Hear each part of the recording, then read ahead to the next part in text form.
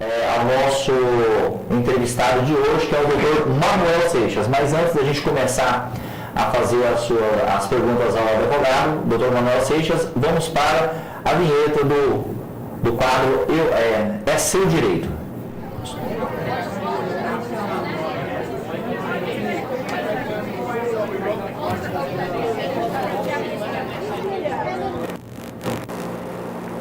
Tá aí.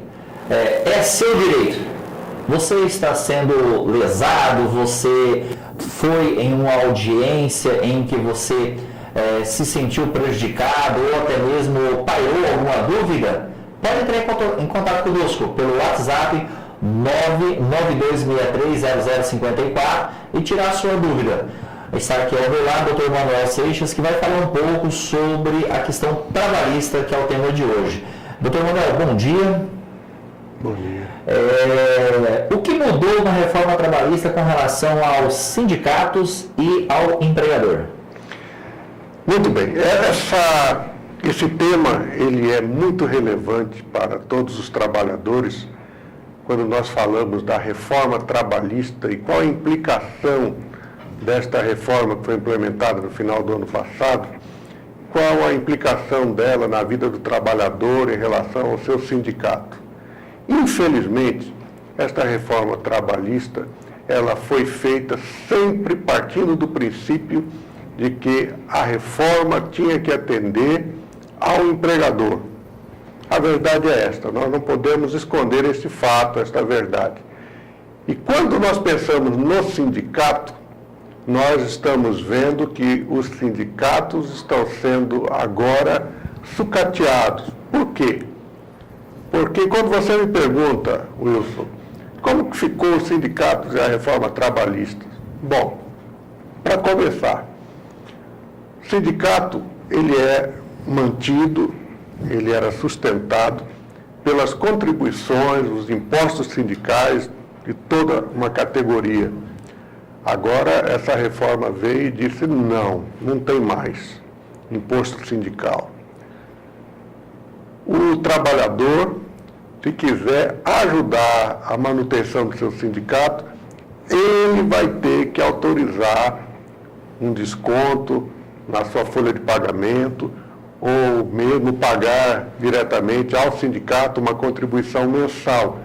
Mas o imposto sindical não está mais em vigência, ou seja, os sindicatos estão fechando as portas. E o que significa isso para o trabalhador? Significa que o grande instrumento que o trabalhador possuía em sua defesa era o sindicato. O sindicato que está lá junto com o empregador, todo ano, fazendo aquela campanha de valorização do salário do trabalhador, é através da chamada convenção coletiva de trabalho que o sindicato luta junto à classe patronal para que os trabalhadores tenham aumento no salário, que o trabalhador tenha implementado alguns direitos no seu ambiente de trabalho. Isso tudo acabou. Por quê? Porque à medida que o sindicato ele perde força, à medida que os sindicatos vão fechando as portas, o trabalhador não tem mais o seu instrumento de defesa. Outra coisa, antes desta reforma trabalhista, o trabalhador, para ser dispensado do seu trabalho, se ele tinha mais de 1 ano de trabalho, ele só poderia ter o seu acerto feito dentro do sindicato. O sindicato tinha que homologar a sua rescisão de contrato. Agora não precisa mais. Então, na reforma trabalhista, podemos ser bem categóricos em dizer que ela veio, não só prejudicou a questão dos direitos do trabalhador, bem como toda uma estrutura que defende esse trabalhador. Exatamente. A reforma trabalhista, ela desmantelou todo o sistema sindical. Desmantelou.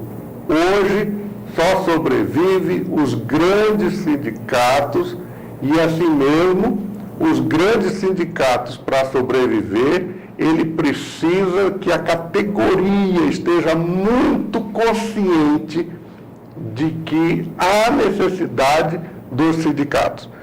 Vamos falar, por exemplo, do sindicato onde eu atuo diretamente, que é o Sindicato dos Trabalhadores da Indústria da Construção Civil, de Cuiabá e municípios. Muito bem, um sindicato que tem uma base de mais de 30, 40 mil trabalhadores nesta Baixada Cuiabana aqui. Pois bem, esses trabalhadores, hoje, eles, para sustentarem o sindicato, eles precisariam autorizar uma contribuição mensal. Mas o que nós vemos? O que nós vemos é que os empregadores, eles fazem uma campanha no canteiro de obra para que os trabalhadores olhem de forma equivocada para o sindicato. O próprio trabalhador, você vai no canteiro de obra, ele está falando mal do sindicato. E quando você vai ver de onde surgiu isso, é porque os empregadores fazem esse trabalho na cabeça deles.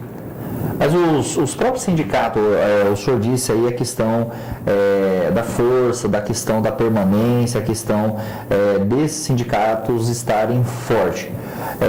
As suas atuações, elas não têm que serem mais constantes, até mais atuantes, para que eles possam ser vistos pelos seus representantes, por quem ele está sendo, para quem ele vai representar?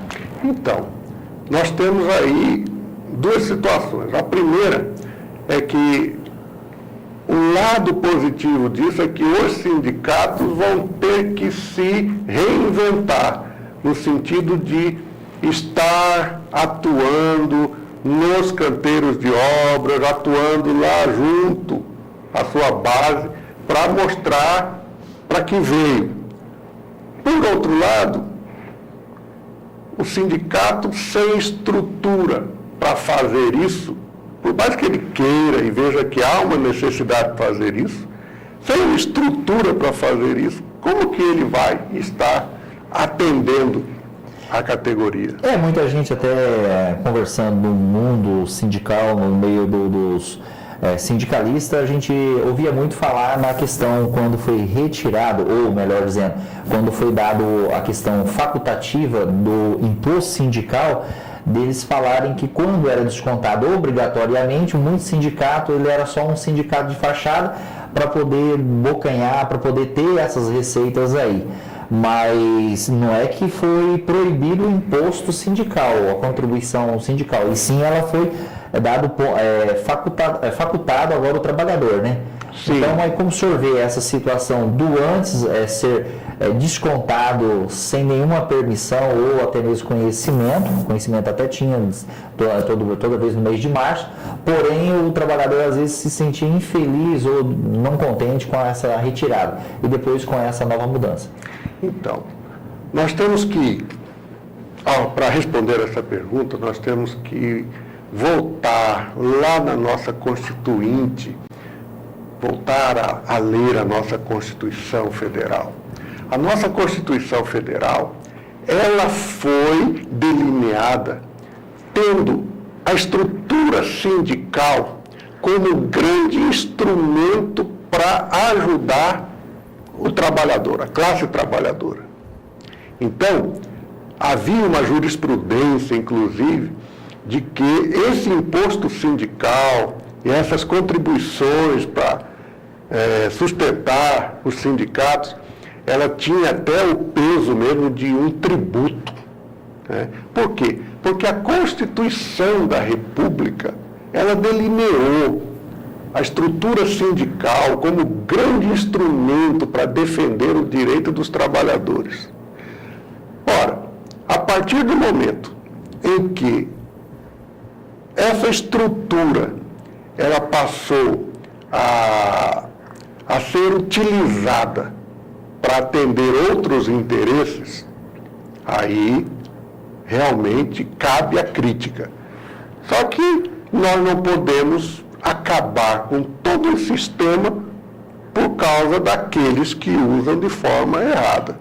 Aí seria a mesma coisa de dizermos, olha, vamos acabar com diversas classes aí, porque tem gente ruim no meio delas, né? Ora, vamos olhar para os sindicatos, vamos regulamentar melhor a atuação dos sindicatos, né?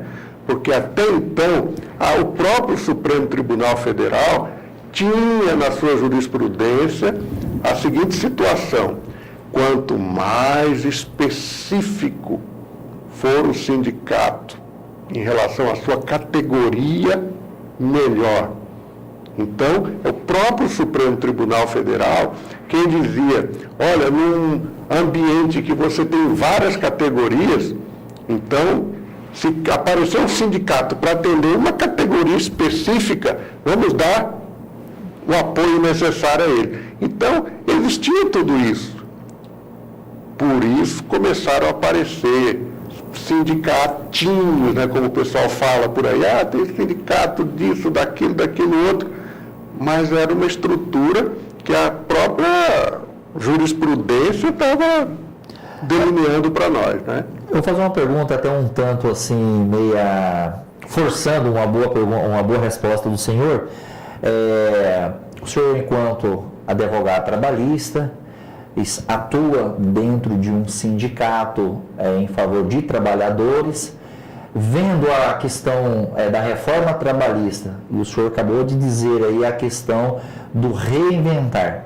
Hoje, para os sindicatos, o que seria esse reinventar para que eles possam estar vivos? Então, para o sindicato hoje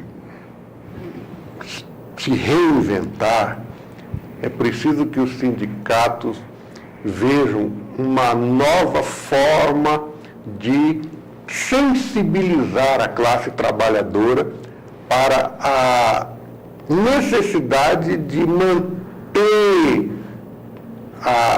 essa estrutura sindical que nós temos. E para isso, os sindicatos, eles precisam não apenas aparecer no momento de fazer convenção coletiva de trabalho, mas, por exemplo, o nosso sindicato, com todas as dificuldades, ele tem lá o convênio médico, trabalhador precisa às vezes fazer, a esposa do trabalhador, uma trabalhadora precisa fazer um ultrassom, né? Ele vai num laboratório, fazer um exame, onde tem o convênio com o sindicato paga a metade dessa despesa, reembolsa para o trabalhador a metade dessa despesa.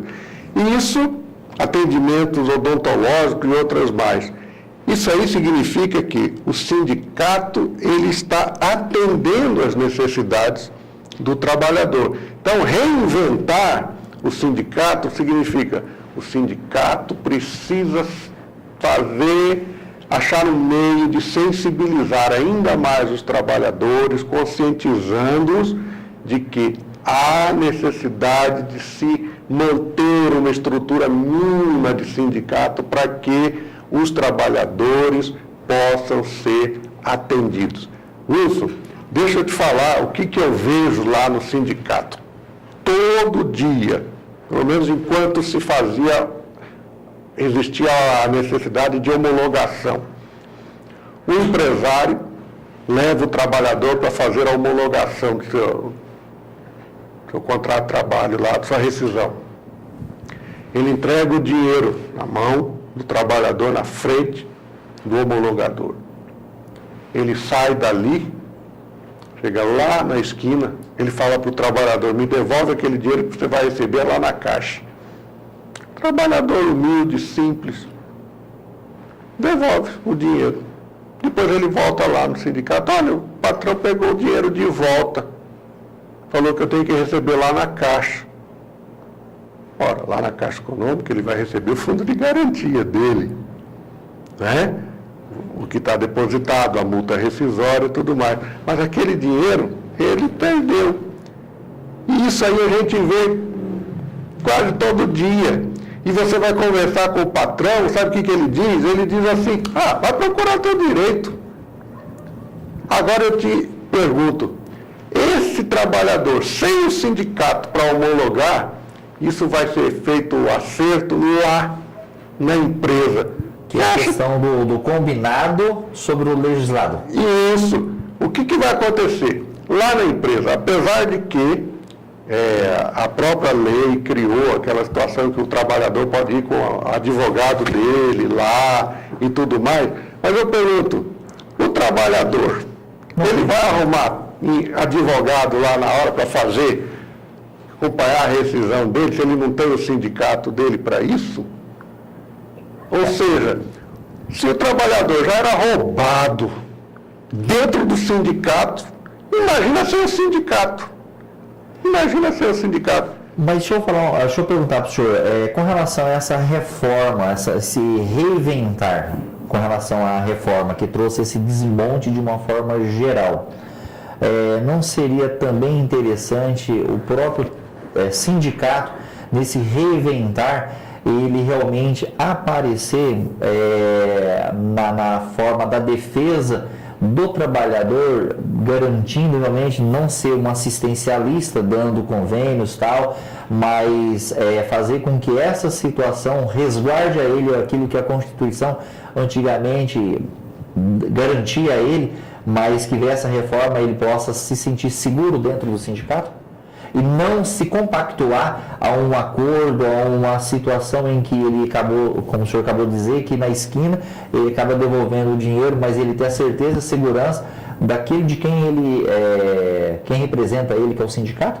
Então, reinventar hoje significa que nós temos que criar no meio do ambiente de trabalho, nós temos que criar uma cultura nova acerca de quais são os direitos e deveres do trabalhador, como que ele vai olhar para o sindicato da categoria dele com um respeito ainda maior. Por quê? Porque ele vai olhar para o sindicato como um instrumento que sai em defesa dele. E é isso que hoje muitos trabalhadores questionam. Eu já fui em reunião em canteiro de obra que trabalhador se levantou para discutir a necessidade do sindicato estar lá. E essa discussão, essa rejeição, ela se deu pós-reforma, antes da reforma existia essa rejeição, essa aceitação? Já existia um certo grau de rejeição por conta desse trabalho que é feito pelos empregadores na cabeça dos trabalhadores. Para você ter uma ideia, numa dessas discussões, num canteiro de obra de uma grande empresa aqui em Cuiabá, um trabalhador se levantou para dizer que o grande culpado pelos problemas no Brasil era a oneração da folha de pagamento. Ora, ele falou como o patrão dele. Ele só repetiu aquilo que o empregador fala. A folha de pagamento, ela é onerosa, ela tem muitos impostos, muitos encargos e tudo mais. Agora, o trabalhador vir com um discurso desse num canteiro de obra é porque alguém ficou no ouvido dele. E isso aí não é problema dele, isso é problema do empregador.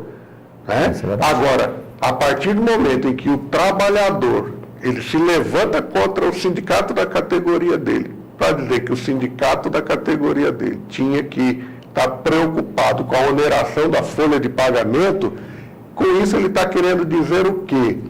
Olha, eu estou ouvindo muito o meu patrão. E aquilo que o meu patrão fala é, para mim, uma coisa certa.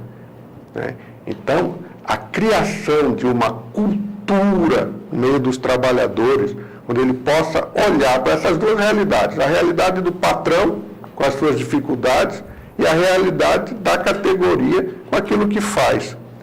Porque uma coisa é certa, lá no sindicato nós temos várias ações trabalhistas, empresas que o patrão vai lá e diz, nós não temos condições de pagar.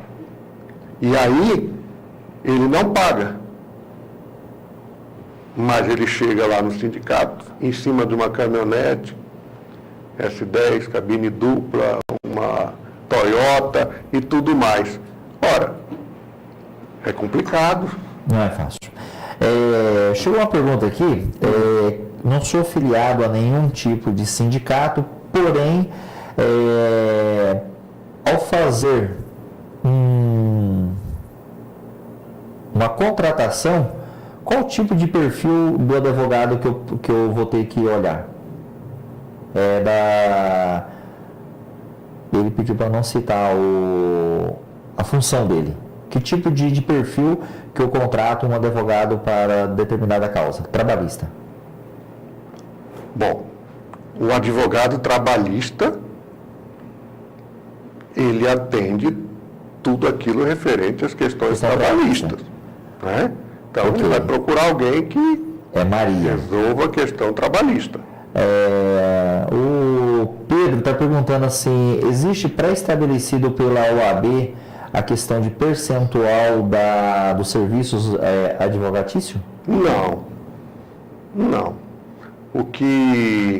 Nós tivemos até um problema em Mato Grosso, alguns anos atrás, que advogado cobrando 50% no valor da causa, em ações até previdenciárias, e teve um juiz federal que começou a criar problemas em relação a isso, dificultando o trabalho lá do advogado para receber isso, né? E a OAB conseguiu derrubar isso, por quê? Porque aquilo que é combinado entre o advogado e a parte, o seu cliente, é problema dos dois, é problema contratual dos dois. Mesmo 50%? Se for contratado, ele aceitou aquilo ali é um problema contratual. Ele que vá na OAB questionar isso aí, olha, porque ele não foi obrigado a contratar aquele advogado. E também por aquele valor, né? E também por aquele valor. Uma outra pergunta aqui, Paulo José. Pode um advogado contratado para defender uma causa e passar aquela causa a outro advogado? Pode. Na procuração que você assinou para este advogado, lá nessa procuração tem uma cláusulazinha na procuração dizendo que ele pode subestabelecer. Veja essa procuração que você assinou. Se estiver escrito lá que o advogado que você contratou pode subestabelecer para outro, significa que em determinado momento ele pode, de repente, passar para outro advogado esse trabalho. Quando que isso acontece?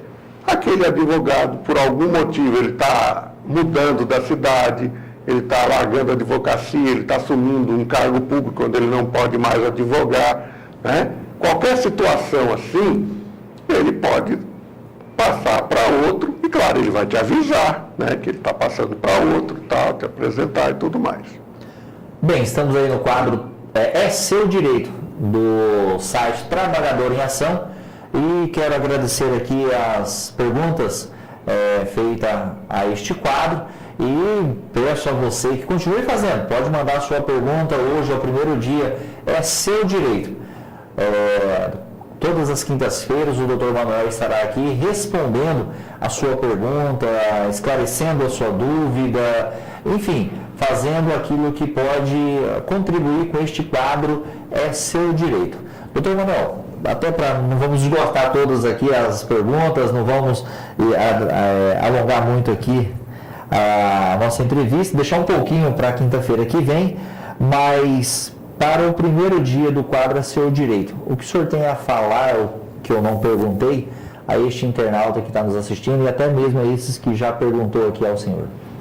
Olha, o cidadão, ele exerce efetivamente o seu direito de cidadania quando ele conhece o seu direito. Então, você, trabalhador, você às vezes quer só saber de direito, o que eu tenho para receber, o que eu posso, né? Isso é importante, você saber onde você pisa, saber até onde você pode ir, isso é o seu direito. Não se esqueça também que você tem que conhecer os seus deveres, né?